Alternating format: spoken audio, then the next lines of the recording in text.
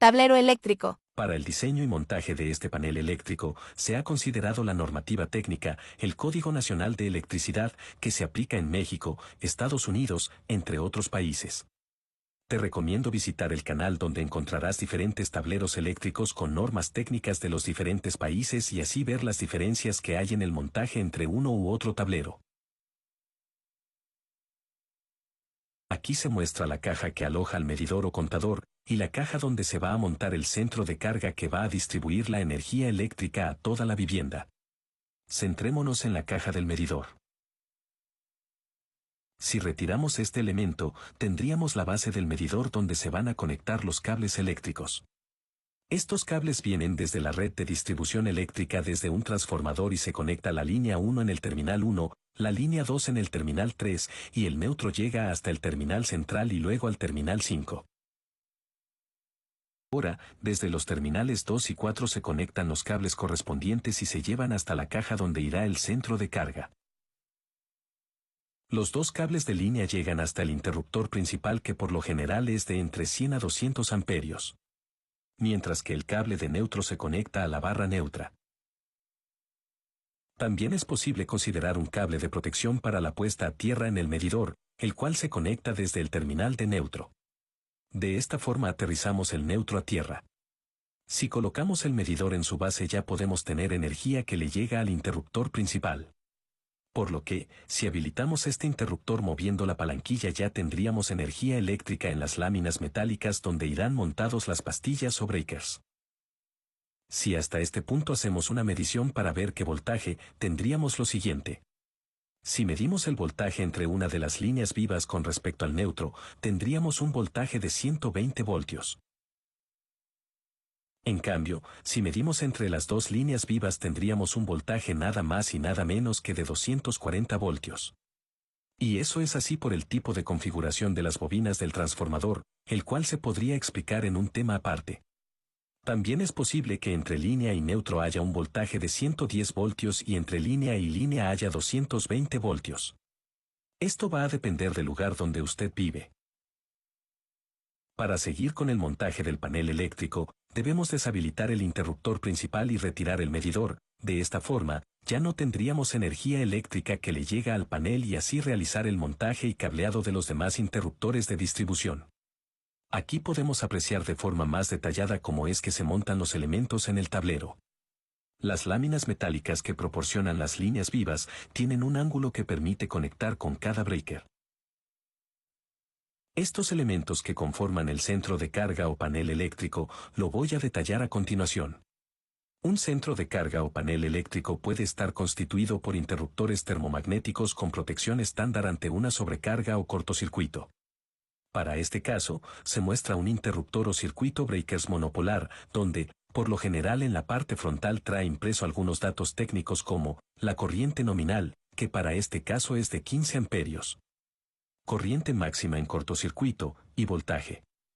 Este dispositivo, en la parte inferior delantera trae un par de láminas metálicas que, al hacer contacto con la lámina del panel eléctrico, permite circular la corriente tal como se muestra. Primeramente, voy a considerar los breakers para el circuito de luces ya sea para sala, cocina, recámara y baños. También otro breaker para iluminación exterior. El cableado representado de manera general sería de la siguiente forma. Desde la salida del breaker, conectamos y llevamos el cable vivo línea 1 hasta el interruptor, y luego hasta el borne que indica la parte central en el socket o portalámparas. Ahora, desde la barra neutra, llevamos un cable hasta el borne que indica la parte rosca en el socket. También se debe considerar un cable de tierra, el cual va hasta el interruptor y también va conectado en la parte metálica de la caja donde se encuentra el foco o luminaria. De la misma forma sería si se considera un segundo breaker para luces para un segundo piso o para iluminación exterior. Con la diferencia en que ahora se usa la línea activa 2, y la corriente circularía como se indica, claro que para este caso estoy suponiendo la corriente en una sola dirección, pero esto es para comprender mejor cómo es que fluye la energía eléctrica. Ojo que, los cables en el panel se deben llevar por los costados, solo para la explicación no he dispuesto de esa forma, ya que más adelante se va a mostrar el orden más adecuado que debe llevar. También, se va a considerar un circuito para los contactos o tomacorrientes del baño. Debemos tener en cuenta que estos elementos dispongan de protección GFCI, es decir, ante fugas de corriente hacia tierra. Esta protección también podría tenerlo el breaker. Otro breaker sería usado también para la parte de los garajes, el cual debe considerar el tomacorriente con protección GFCI. Anteriormente no se consideraba esto, pero según el Código Actual 2020 sí se considera. En la descripción del video, le voy a dejar la tabla de referencia con los requisitos de protección para cada parte de la vivienda. También es posible considerar breaker bipolares o duales. Este elemento suele ser usado cuando se tiene máquinas que requieran un voltaje de 230 o 240 voltios, como motores, aire acondicionado, estufas, etc. Estos pueden ser de 15, 20 o más amperaje. La conexión se hace usando los dos cables de línea viva y el cable de tierra. En algunos casos, los tomacorrientes también traen un terminal para la conexión del cable de neutro. Otro de los elementos que se debe incluir en el panel eléctrico es el interruptor de circuito por falla de arco. Mientras que los breakers estándar ofrecen un nivel básico de protección contra incendios eléctricos, los dispositivos AFCI utilizan tecnología avanzada para supervisar continuamente el flujo de electricidad en el circuito, y si detecta cualquier señal de arco no deseada, corta la electricidad inmediatamente. En resumen, la protección AFCI consiste en prevenir el fuego eléctrico. La apariencia física de este dispositivo es tal como se muestra. En la parte frontal trae un pulsador de test para un testeo manual y corroborar que el dispositivo funciona correctamente. A este dispositivo, sí es necesario conectarle el neutro a través del cable color blanco.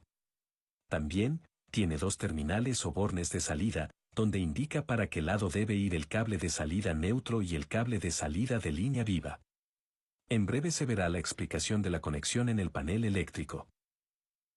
Según el Código Nacional Actual de Electricidad, nos indica que estos dispositivos deben ser usados como protecciones en cocinas, sala de lavandería, habitaciones familiares, terrazas, salones, etc. En la descripción del video dejaré la tabla completa.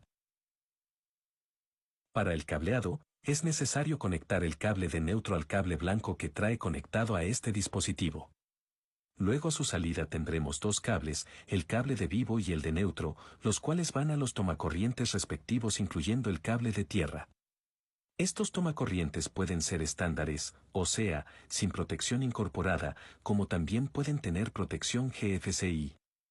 El uso de uno o el otro va a depender a qué sección de la casa va a ser usado, para ello debe consultar el código de electricidad vigente. Otro elemento importante también es el interruptor de circuito por falla a tierra. Este dispositivo está diseñado para mantener a las personas a salvo de descargas eléctricas mortales. Cuando una corriente eléctrica que se desvía a tierra supera un determinado valor, el interruptor GFCI interrumpe la electricidad inmediatamente. Estos elementos pueden ser de 15, 20 o más amperios de corriente nominal, y de una sensibilidad de 10 miliamperios o menos.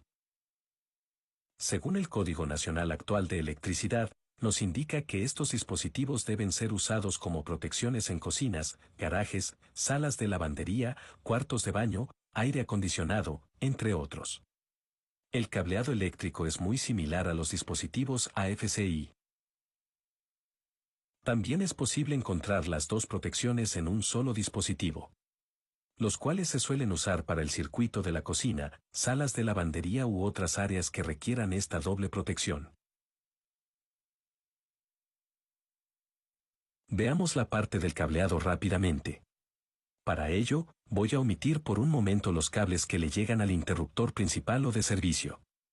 También se debe retirar el medidor por seguridad hasta terminar de hacer el cableado en el centro de carga.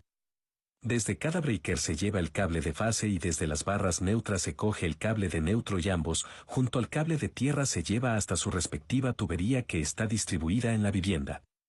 Se recomienda usar el color en los cables según como indica la norma para que no haya futuras confusiones.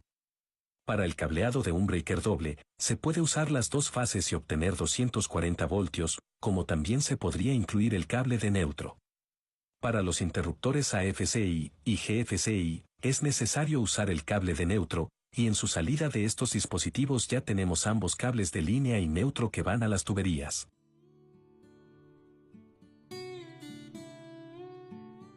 Igual sería el cableado para los breakers del lado derecho.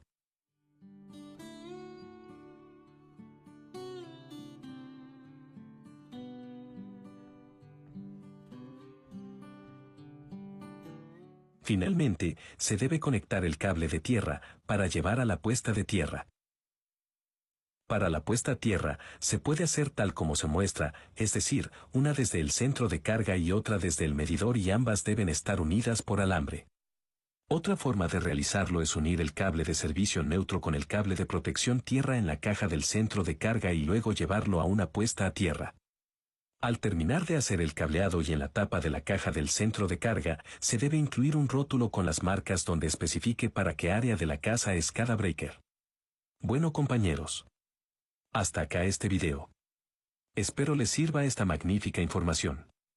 Si te gustó, dale pulgar arriba, suscríbete y comparte esta información tan valiosa. Hasta pronto.